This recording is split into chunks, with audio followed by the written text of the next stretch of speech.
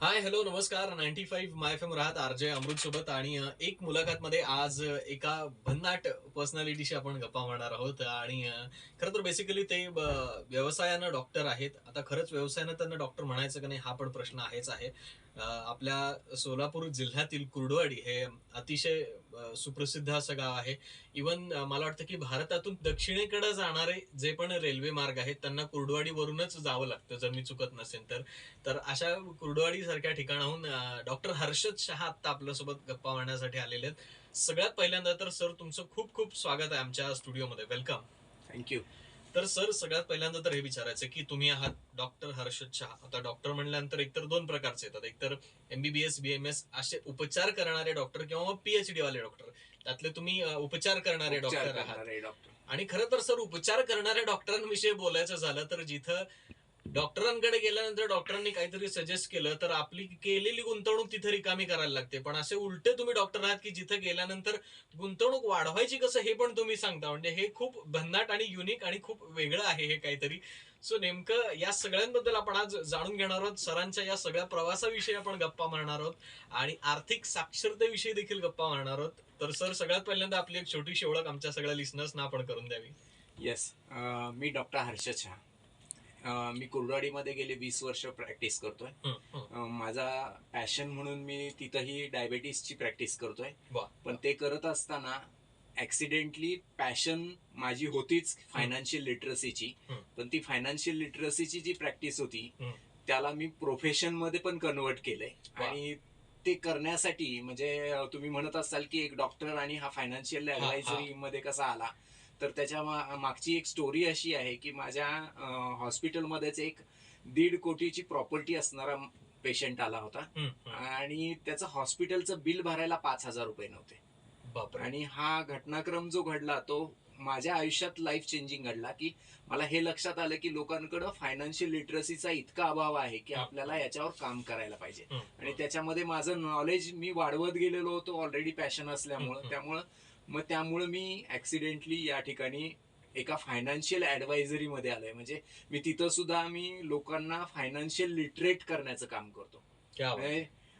मला हे लक्षात आलं की तो 1.5 कोटीचा प्रॉपर्टीचा मालक होता, पण हॉस्पिटलचं बिल भरायला पैसे नव्हते. तुम्ही म्हणसाल हे असं कसं, तर रिझन हे होतं की त्याच्याकडं त्यांनी स्वकष्टार्जित कमवलेली शेती होती ज्याची व्हॅल्युएशन होती 1.5 कोटी. पण हॉस्पिटलचं ज्यावेळी बिल भरायला आला त्यावेळी त्याच्याकडे पैसे नव्हते, कारण मुलं त्याला शेत विकून देत नव्हती ऍट द एज ऑफ 75. ते म्हणायचे की आता म्हाताऱ्याची साठी बुद्धी नाटी झाली आहे आणि त्यामुळे आम्हाला शेत विकायचं नाही, म्हणून येणाऱ्या गिरायकाला पळवून लावत होते. आणि त्यामुळे हा सगळा घटनाक्रम घडत होता. त्यामुळं हे एक माझ्या लाईफ मधलं लाईफ चेंजिंग इव्हेंट घडला, म्हणून मी या ठिकाणी आलो. पेशंट्सवर फक्त उपचार न करता खरं तर आयुष्यात खरं तर गोडवा असावा असं प्रत्येक जण म्हणतात. पण काही काही जणांच्या आयुष्यात गोडवा जास्त झाला तर डायबेटीस होतं आणि त्या डायबेटीसला कंट्रोल करता करता खऱ्या आयुष्यातला गोडवा, आर्थिक गोडवा जो आहे तो पण वाढवण्याचं काम तुम्ही खरं तर या माध्यमातून करत आहात. तर सर बेसिकली आर्थिक साक्षरता या क्षेत्रात आपण कसे आलात हे जरा थोडंसं सांगा आम्हाला.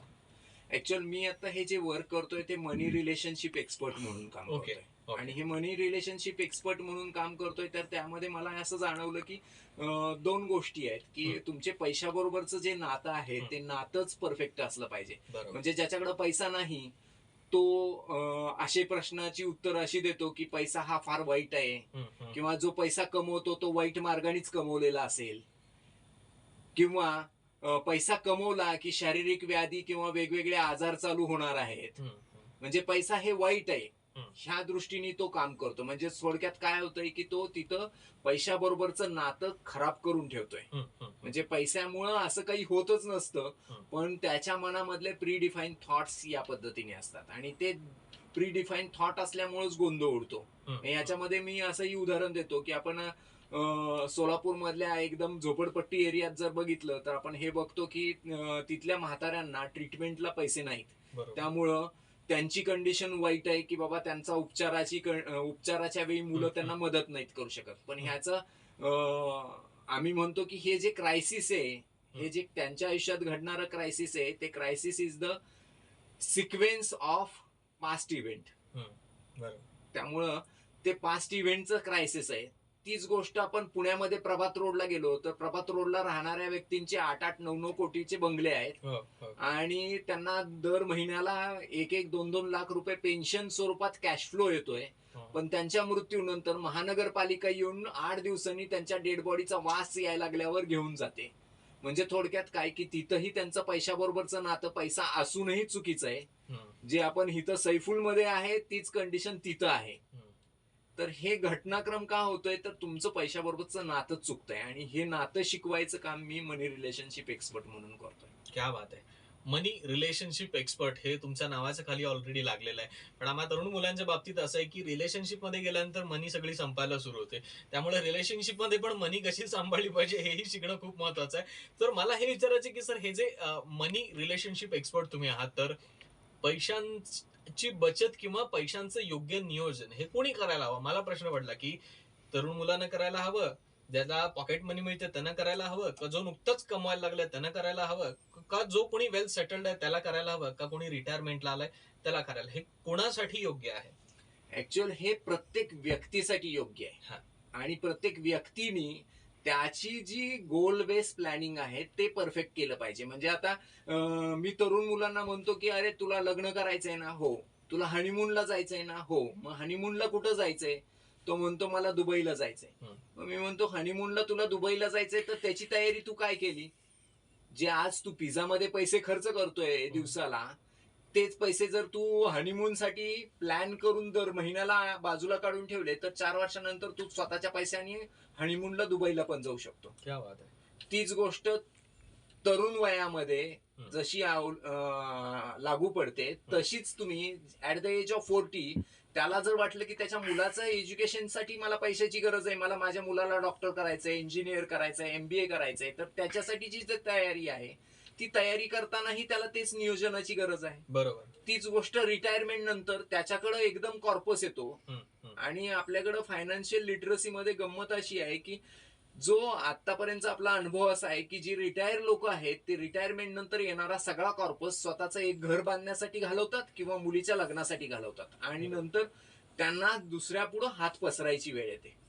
हे चुकीचा घटनाक्रम घडतोय. म्हणजे यामध्ये मला नेहमी असं वाटतं की भारतामध्ये जी एज्युकेशनल लिटरसी आहे ती 74% आहे पण फायनान्शियल लिटरसी आहे फक्त 24%. म्हणजे बघा फायनान्शियल एज्युकेशनल लिटरसी 74% असताना सुद्धा त्या 74%तले सुद्धा फक्त 24%च लोकांकडे फायनान्शियल लिटरसी आहे. इथं खूप मोठं काम करण्याची आवश्यकता आहे.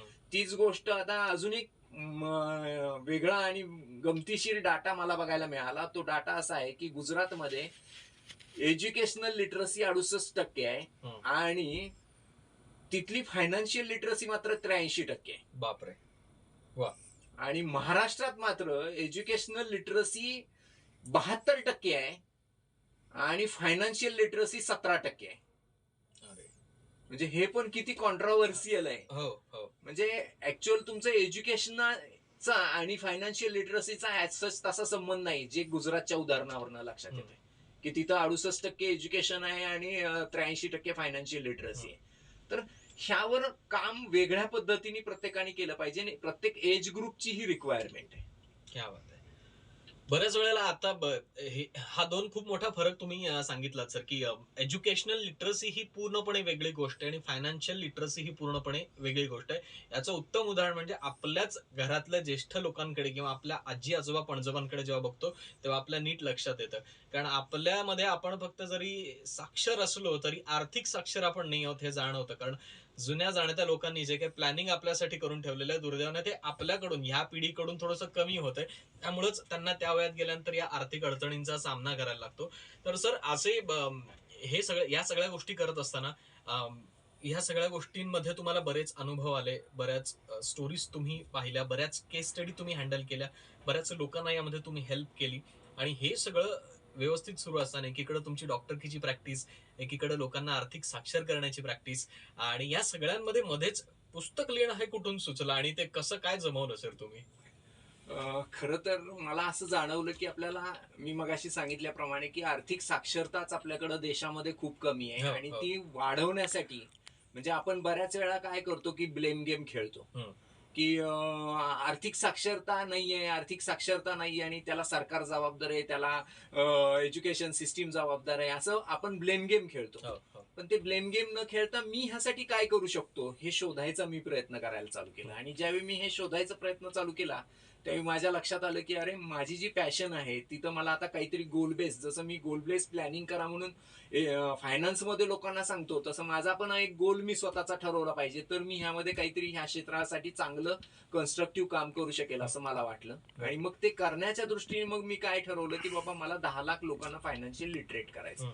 मग आता जर 10 लाख फॅमिलीजला लिटरेट करायचं असेल तर 10 लाख फॅमिलीज पर्यंत मी कसा पोहोचू शकेल हे शोधायला चालू केल्यावर लक्षात आलं की आपण पुस्तक लिहिलं तर ते पुस्तक लोकांपर्यंत पोहोचेल, आणि ते पुस्तक लिहिलेलं लोकांपर्यंत पोहोचलं तर वर्कआउट होईल.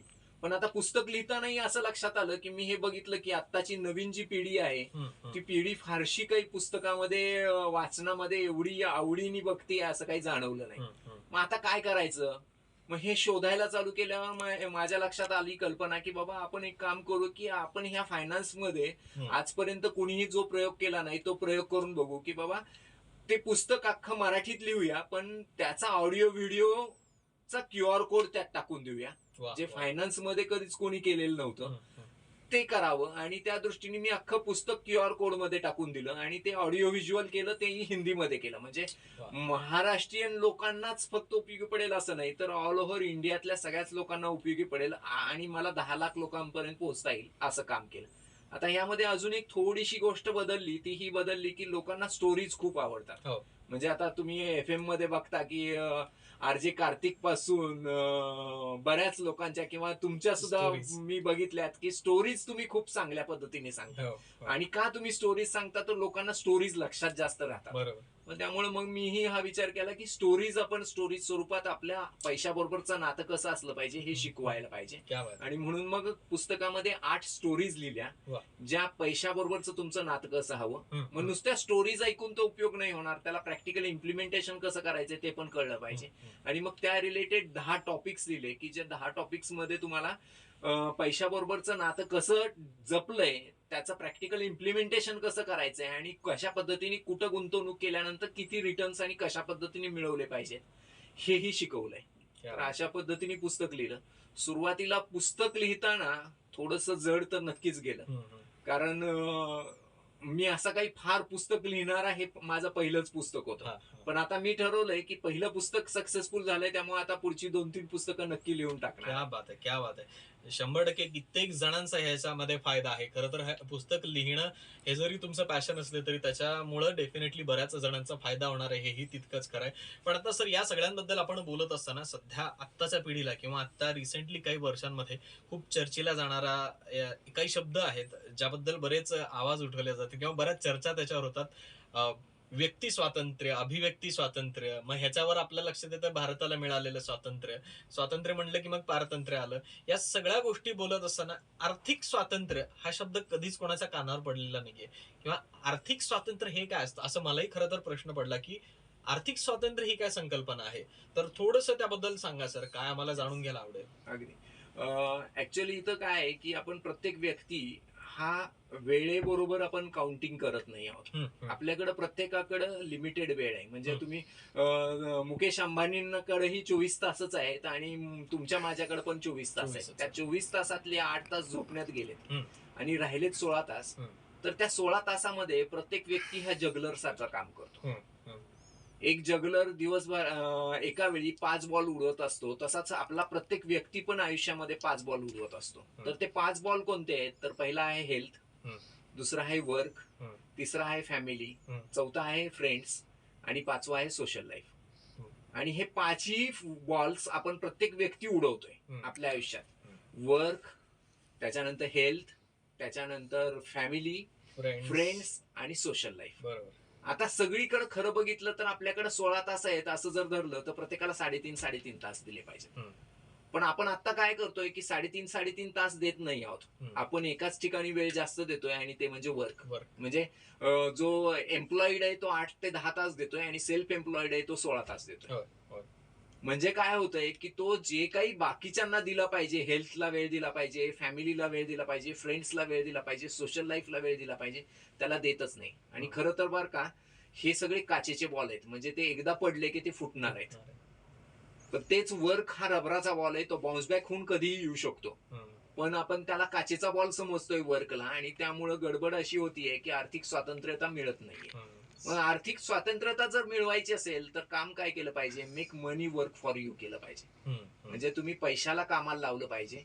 आणि जर तुम्हाला पैशाला कामाला लावायचं असेल तर ऑटोमॅटिकली काय होणार की तुम्ही पैशाला कामाला लावलं की तुमचा वेळ वाचणार, कारण तुम्हाला पैसे कमवण्यासाठी वेळ द्यायची गरज नाही. आणि जो राहिलेला वेळ आहे तुम्ही फॅमिलीला, फ्रेंड्सला, हेल्थला आणि सोशल लाईफला आपोआपच देऊ शकता. आणि ते झालं की तुमची आर्थिक स्वातंत्र्यता आपोआपच आली. त्यामुळे make money work for you हा मंत्र आपण जपला पाहिजे. वा, खूप म्हणजे तुम्ही म्हणालात की कथा स्वरूपात जेव्हा एखादी गोष्ट सांगितली जाते किंवा एखादी गोष्ट सांगत असताना त्याला उदाहरण काय वापरतो आणि ते कसं सांगतो यावर ती गोष्ट कितपत लोकांना कळेल, पचेल आणि रुचेल हे त्यावर ठरत असतं. जे आता तुम्ही खूप छान बॉल्सच्या त्या उदाहरणाच्या बाबतीत तुम्ही सांगितलं, खरंच खूप इम्पॉर्टंट, म्हणजे मलाही खूप इम्प्रेसिव्ह वाटलं. खरं तर आम्ही आरजेज भलेही आम्ही स्टोरी टेलिंगचं जरी कधी कधी काम करत असू, पण आता तुम्ही जे सांगितलं त्याने खरंच मी स्वतः पण इम्प्रेस झालो. आणि ही खरंच प्रत्येकाच्या आयुष्यात ही प्रत्येकाला विचार करायला लावणारी गोष्ट आहे. आणि खूप महत्वाचं सांगितलं की जो रबरी बॉल आहे त्याला आपण विनाकारण काचेचं समजतोय, जो परत आपल्याला मिळू शकतो, या नादात आपण बाकीच्या गोष्टींकडे किती दुर्लक्ष करतोय.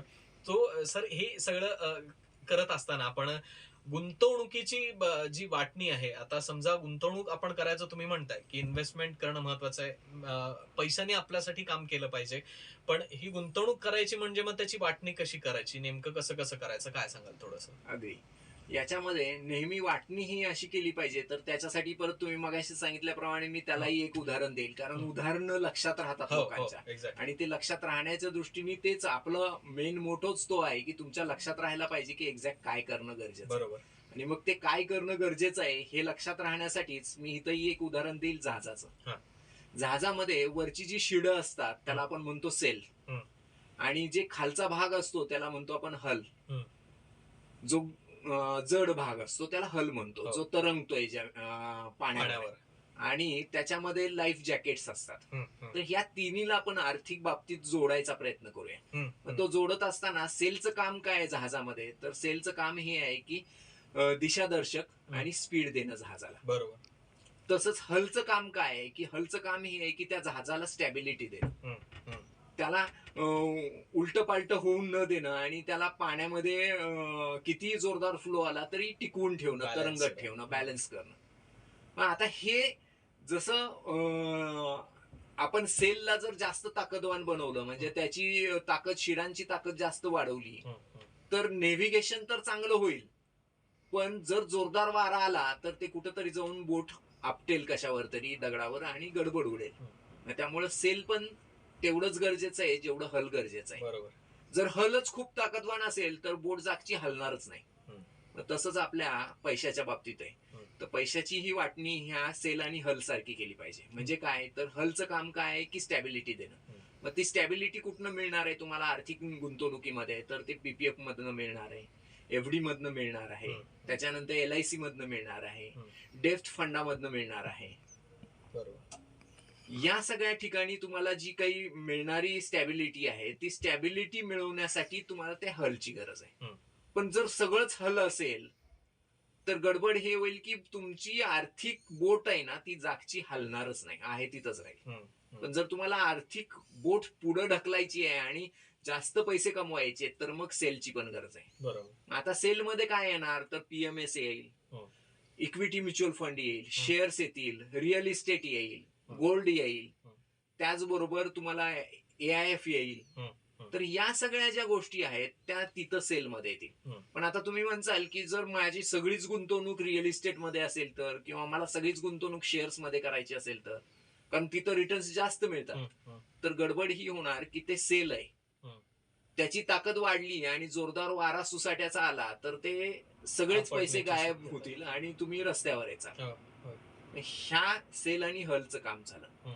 तसंच लाईफ जॅकेट हा एक तिसरा पार्ट बोटीमध्ये राहतो, आणि तो तिसरा पार्ट जो लाईफ जॅकेट आहे त्याची गरज आपल्याला बोटीमध्ये कधी येते, तर आयुष्यात फक्त एखाद्याच वेळी, ज्यावेळी बोट बुडणार आहे त्यावेळी येते. बरोबर. आणि ती एकदाच जी येते त्यावेळी मात्र तुमची जीवनाची वाताहत होऊ नये यासाठी तुम्हाला ते लाईफ जॅकेट उपयोगी पडतात. मग तसेच तुमच्या जीवनातले आर्थिकतेतले जे लाईफ जॅकेट आहेत ते म्हणजे हेल्थ इन्शुरन्स आणि लाईफ इन्शुरन्स.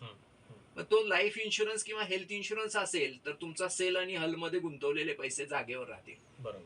नाहीतर तुम्ही आजारी पडल्यानंतर तुम्ही जे गुंतवलेत मुलाच्या शिक्षणासाठी पैसे ते तुम्हाला हॉस्पिटलमध्ये भरावे लागतील.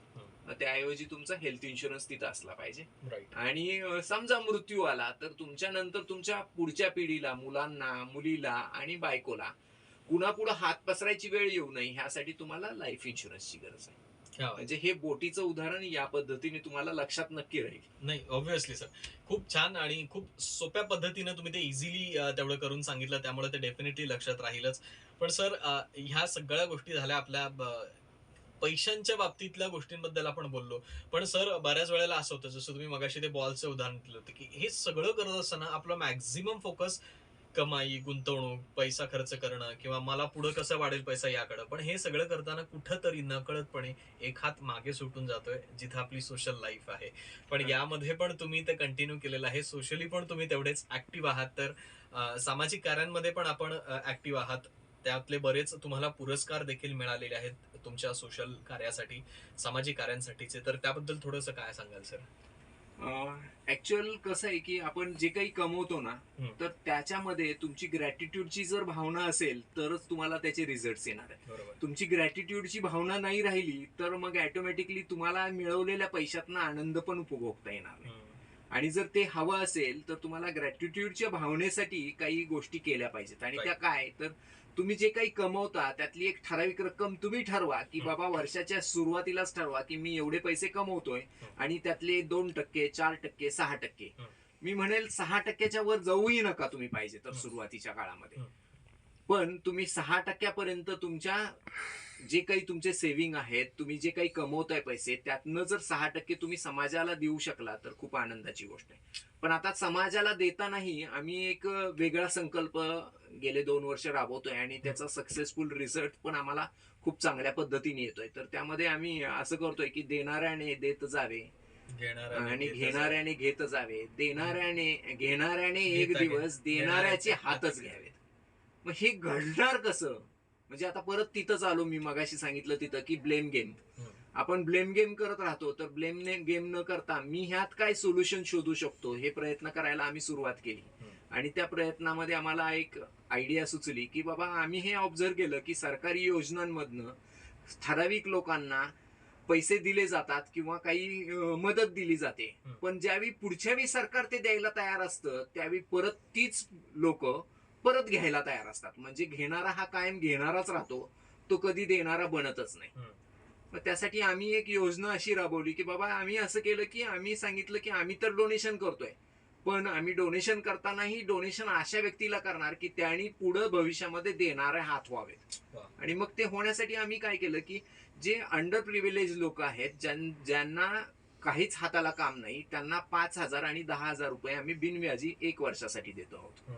आणि ते 5 ते 10,000 रुपये जे देतो आहोत त्याच्या अगेन्स्ट आम्ही त्यांना सांगतो की हे बिनव्याजी पैसे तुला दिलेले आहेत, पुढच्या वर्षी तू हे पैसे मला परत द्यायचे आहेत आणि ते तुझ्याच हस्ते आपण दुसऱ्या व्यक्तीला परत देणार.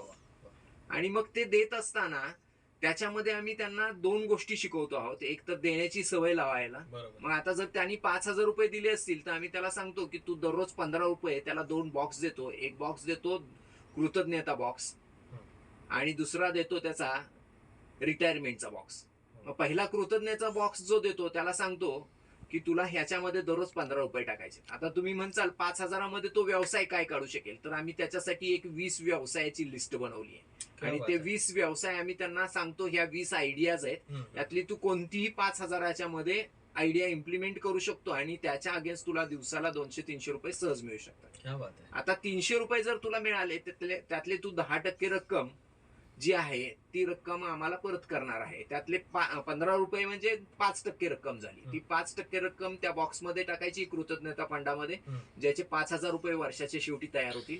आणि दुसरा जो फंड आहे, जो तुझा रिटायरमेंट फंड आहे, त्याच्यामध्ये 15 रुपये दररोज टाकायचे, त्याचे 5,000 रुपये होतील. जर या पद्धतीने काम केलं तर त्याचं जर वय 20 असेल तर त्याच्या वयाच्या 60व्या वर्षी त्याला 20,000 रुपयाची पेन्शन चालू होऊन जाईल. क्या बात. मग आता जर ही गोष्ट त्याला सुरुवात झाली, आजच त्याला बचतीची सवय लागली, तर तो भविष्यामध्ये परत कुणापुढे हात पसरायला वेळच येणार नाही त्याच्याकडं. बरोबर. कारण त्याच्याकडं आम्ही आता हे एकदम चंचू प्रवेश करतोय त्यांच्या आर्थिक साक्षरतेचा. म्हणजे आम्ही त्यांना सवय लावतोय बचतीची, आणि ती बचतीची सवय त्यांना लाईफ लॉंग उपयोगी पडतीये, आणि त्याच्यामुळे अल्टिमेटली ते परत कुणाच्या पुढे हात पसरून पैसे मागणार नाहीत ह्याची गॅरंटी येते. क्या बात आहे. तर अशा पद्धतीने आम्ही ही योजना राबवतोय. खूप सर, या सगळ्या गोष्टी ज्या आहेत तुम्ही ज्या सुरुवातीपासून सांगतायत, ह्या कुठल्या पुस्तकात वाचून आलेल्या नाही आहेत, तर आयुष्यातून आलेल्या अनुभवावरून या सगळ्या गोष्टी आलेल्या आहेत. ते तुमच्या सांगण्यातून लक्षात येतं. कारण जेव्हा आयुष्यातून आलेल्या अनुभवांवरून काही गोष्टी आपण इम्प्लिमेंट करायला जातो, तेव्हा त्याची खऱ्या अर्थानं मायक्रो प्लॅनिंग केलेली आपल्याला दिसून येते, जी तुमच्या प्रत्येक कामामध्ये दिसून येते. मग तुमचं भलेही ते सोशल वर्क असेल किंवा मग आर्थिक साक्षरतेच्या दृष्टीनं सुरू असलेलं काम असेल. ओव्हरऑल सर, सगळं या आपल्या गप्पा आणि या आर्थिक साक्षरतेच्या गोष्टी तुमच्याकडून जाणून घेत खूप छान वाटलं, आणि खूप गोष्टी आम्हाला डेफिनेटली नव्यानं जाणून घेता आल्या, आणि नव्यानं आयुष्यात काहीतरी बदल करण्याची गरज आहे हे आता जाणवलं यावरून. तर खूप छान वाटलं सर तुमच्याशी बोलून. बऱ्याच गोष्टी आम्हाला इथे जाणून घेता आल्या, त्याबद्दल तुमचे मनापासून आभार. आणि सर, जाता जाता आमच्या सगळ्या लिसनर्सना काय एक मेसेज आपण देऊ इच्छिता? मला असं वाटतं की आपल्या आयुष्यामध्ये म्हणजे तुम्ही कुठल्याही ठिकाणी जावा, तुम्हाला 4 गोष्टीवर काम केलं पाहिजे. म्हणजे मी आता फायनान्समध्ये काम करतोय, तर माझ्या दिवसभरामध्ये 100 वेळा तरी हा शब्द येतो, CAGR, म्हणजे compounding annualize growth rate. Compounding annualize growth rate म्हणजे काय, की मला किती टक्के व्याज मिळणार. म्हणजे आपण प्रत्येक ठिकाणी तुम्ही नोकरी करताय तिथेही विचारता किती टक्के मिळणार, किंवा मला किती पगार मिळणार, मला दरवर्षी किती टक्के वाढ मिळणार, किंवा तुम्ही कुठला व्यवसाय करताय तर मला किती टक्के कमिशन मिळणार, किंवा मी व्यवसाय करताय तर किती टक्के मी गुंतवणुकी केल्यानंतर रिटर्न मिळणार. हे सगळ्या गोष्टीला CAGR म्हणतो. पण तुम्हाला तुमच्या आयुष्यात जर कुठल्याही फील्डमध्ये सक्सेसफुल जर व्हायचं असेल, तर तुम्हाला हा CAGR वेगळ्या पद्धतीने विचार करावा लागेल. आणि तो CAGR हा आहे C फॉर कम्युनिकेशन स्किल. तुम्हाला तुमच्या कुठल्याही व्यवसायामध्ये जर सक्सेसफुल व्हायचं असेल तर तुमचं कम्युनिकेशन स्किल वाढवा, ही पहिली गोष्ट करा. दुसरी गोष्ट जी आहे, A for always a listener and learner mode. म्हणजे तुम्हाला लिस्नर व्हायला पाहिजे आणि लर्निंग करत राहायला पाहिजे. म्हणजे 85 वर्षाचा एखादा म्हातारा जर एखादी डिग्री घेण्यासाठी युनिव्हर्सिटीला ऍडमिशन घेत असेल, तर नक्की समजा की हा आजही लर्निंग मोडमध्ये, आणि त्यामुळेच त्याचं सुखी आणि आनंदी जीवनाचं रहस्य पण तेच आहे. त्यामुळे ऑलवेज लिस्नर अँड लर्नर मोडमध्ये जावा, ज्यामुळे तुम्ही तुमच्या व्यवसायाची प्रगती नक्की करू शकता. जी फॉर ग्रॅटिट्यूड. तुम्ही खूप छान कम्युनिकेट केलं, लोकांना छान पद्धतीने कन्व्हिन्स केलं, पण जर तुम्ही हे नेहमी करायला लागला तर काही दिवसानंतर त्या माणसाला वाटेल हा बोलबच्चन माणूस आहे. पण जर तुमच्या मनामध्ये जर ग्रॅटिट्यूडची भावना असेल, तर मात्र त्याच्या मनामध्ये तुमच्याबद्दल ग्रॅटिट्यूडचीच भावना येणार. कारण जैसा बोओगे वैसा पाओगे. त्यामुळे तुमची ग्रॅटिट्यूडची भावना वाढवा. जिथं जिथं तुम्हाला जाणवेल की दुसऱ्याकडनं तुम्हाला कुठलीही छोटी छोटी हेल्प झाली तर त्याला थँक्यू म्हणा. दिवसभरात एक प्रोसेस म्हणून थँक्यू न म्हणता मनापासून थँक्यू म्हणायला 100 वेळा सुरुवात करा. त्याचा दुसरा फायदा हा होईल की तुम्हाला जगामध्ये फक्त सकारात्मक गोष्टी दिसायला चालू होतील. नकारात्मक गोष्टींकडचा तुमचं लक्ष कमी व्हायला सुरुवात होईल. हे जी. आणि R फॉर रिलेशनशिप. म्हणजे तुमच्या व्यवसायाच्या ठिकाणी तुम्ही व्यवसाय करत असताना तुमचं जे काम नाही अशी एखादी गोष्टीची हेल्प करा. म्हणजे जो तुमचा व्यवसायाचा भाग नसतानाही ज्यावेळी तुम्ही हेल्प करता, जसे की RJ अमृतनी बऱ्याच वेळा मुलांमध्ये, जे गरीब प्रिव्हिलेज मुलांबरोबर आंबे खाण्याचा प्रोग्राम केलाय, किंवा त्यांच्याबरोबर क्रिकेट खेळण्याचा प्रोग्राम केलाय. हे जे काय आहे ते ग्रॅटिट्यूडच आहे.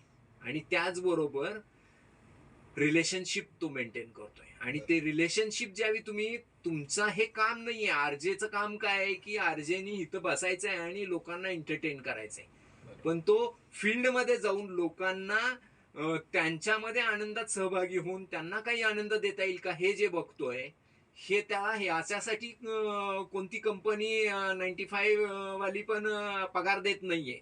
पण तो हे जे करतोय त्याच्या ह्या रिलेशनशिपमुळं त्याचं एक वजन तयार होतंय 95 मध्ये.